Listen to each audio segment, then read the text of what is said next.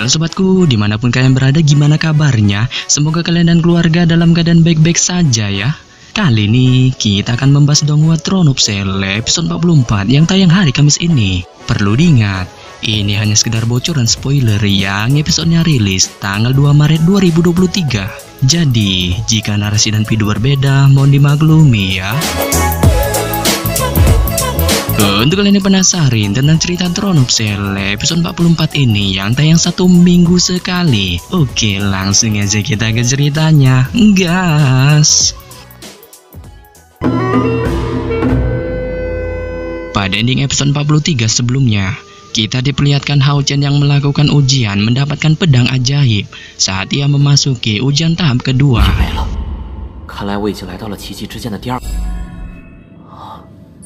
Yang mana ketika Hao Chen memasukkan token mawar di pintu kristal, banyak bola cahaya segera muncul di tempat ini serta masuk ke dalam kristal di atas pintu. Yang hal ini membuat Hao Chen yang melihatnya pun segera mendapatkan petunjuk untuk membuka pintu kristal ini dengan mencoba mengikuti apa yang dilakukan bola cahaya itu. Akan tetapi setelah mencoba memasukkan bola cahaya itu ke dalam kristal, token mawar tiba-tiba terlepas dari pintu, diikuti dengan menghilangnya bola cahaya. Yang hal ini spontan membuat Hao Chen berpikir bahwa bola cahaya ini memiliki mekanisme waktu untuk dimasukkan ke dalam kristal. Saat ia kemudian berinisiatif menggunakan kecepatannya untuk memasukkan bola cahaya itu.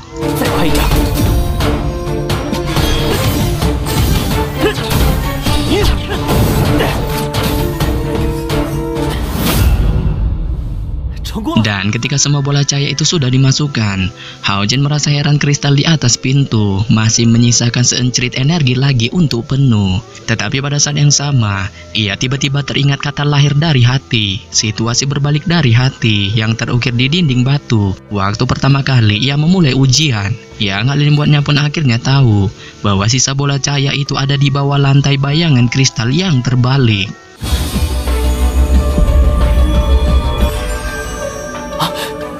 Sehingga pada saat yang sama, ketika energi kristal terisi penuh, sebuah pintu portal muncul di depan Hao Chen saat dia segera bergegas menuju pintu itu. Dengan tiba-tiba dikejutkan sebuah jalan buntu, yang hal ini membuatnya berpikir, bagaimana caraku sampai ke pintu itu?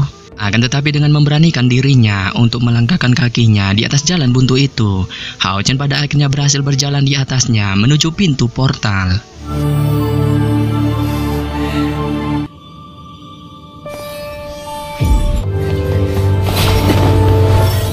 Dan setelah memasuki pintu portal, Hao Chen merasa tempat yang dimasukinya ini merupakan tempat ujian terakhirnya. Akan tetapi ketika ia masih memikirkan tentang tempat ini, sesosok kembarannya tetapi beda kostum muncul di hadapannya. Saat kembarannya itu secara mengejutkan tiba-tiba menyerangnya.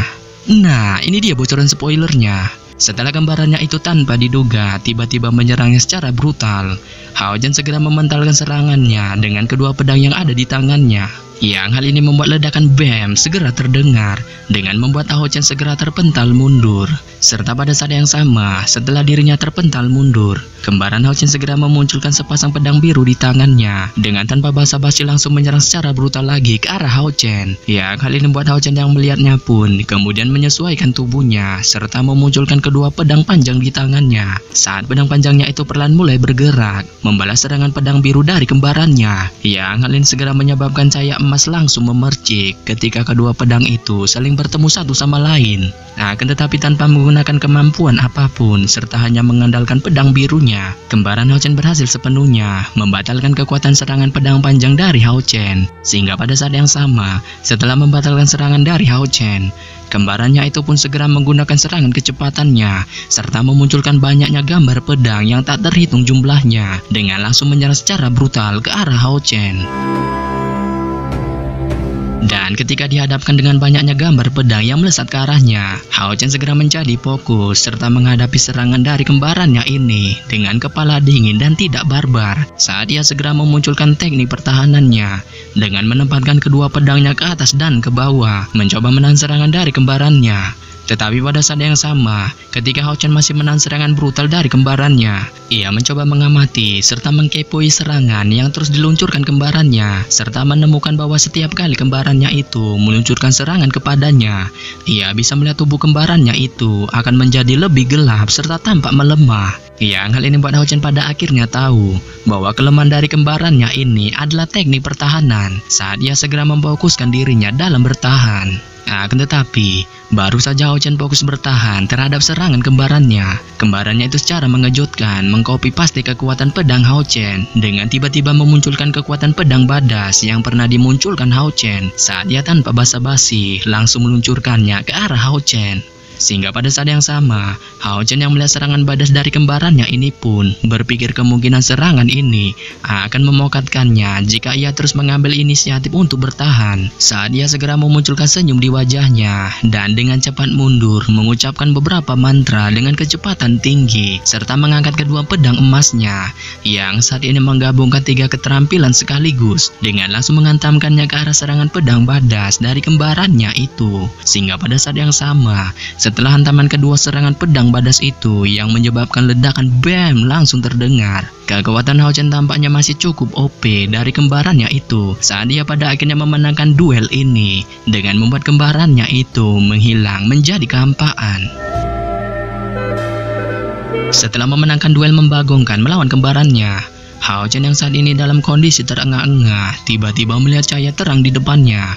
Saat di bawah iluminasi cahaya terang ini, segala sesuatu di sekitarnya menjadi berbeda, serta pada saat yang sama, tepat di depan mata kepala Hao Chen saat ini, muncullah sebuah panggung bundar yang berisikan pedang biru yang sangat mewah, yang gagangnya tampak berbentuk seperti naga, mengambang di panggung bundar itu dengan cahaya terang yang menyinarinya, yang ternyata pedang itu adalah pedang ajaib yang dicarinya.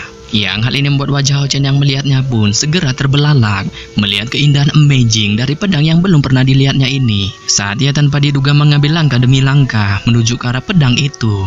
Sehingga pada saat yang sama, ketika Hao Chen masih melihat keindahan dari pedang ini serta terus-menerus melangkah, Hao Chen secara mengejutkan telah sampai di panggung serta berdiri tepat di depan pedang ajaib itu dengan spontan mengangkat tangan kanannya dan perlahan menggenggam gagang pedang di depannya untuk dengan hati-hati menariknya. Yang hal ini membuatnya spontan merasakan kekuatan tarikan yang luar biasa sehingga membuatnya memegangi telapak tangannya dengan kuat. Serta setelah itu, ia juga bisa merasakan rasa sakit tiada tara yang datang dari pusat telapak tangannya.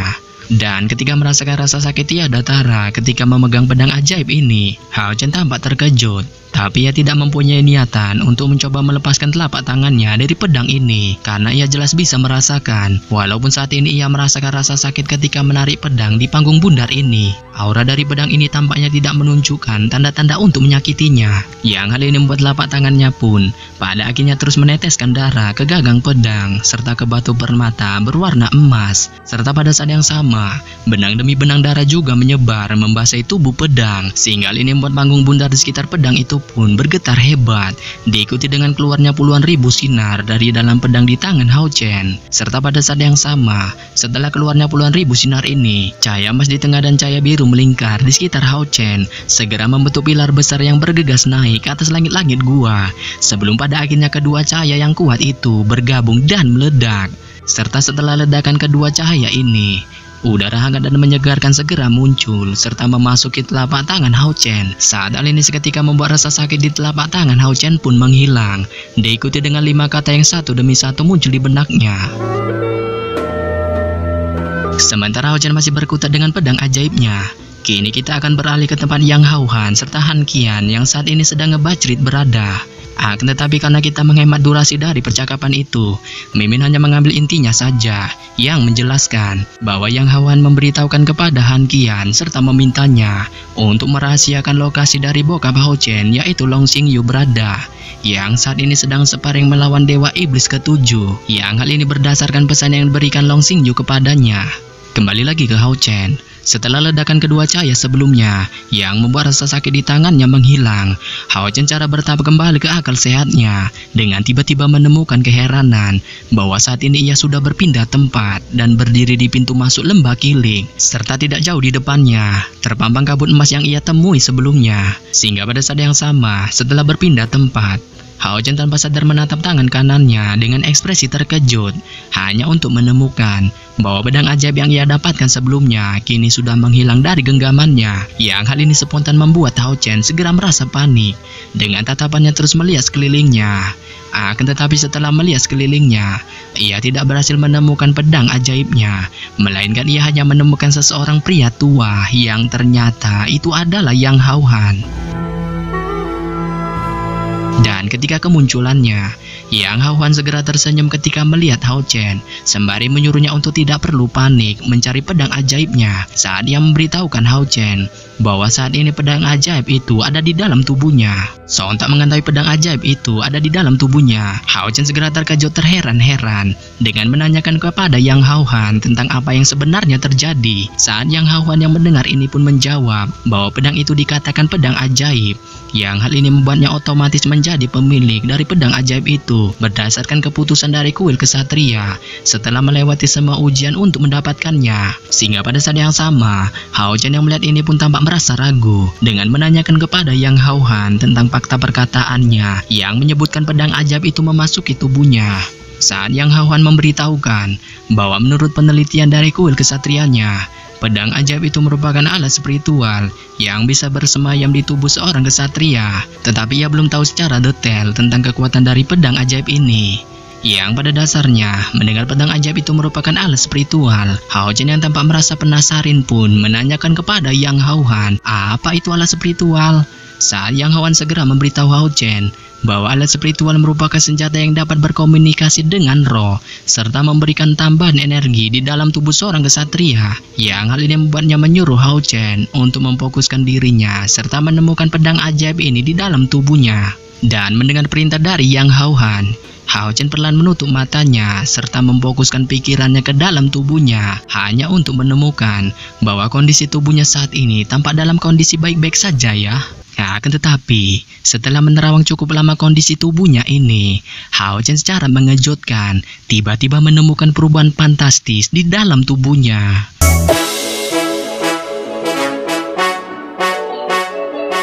Yap.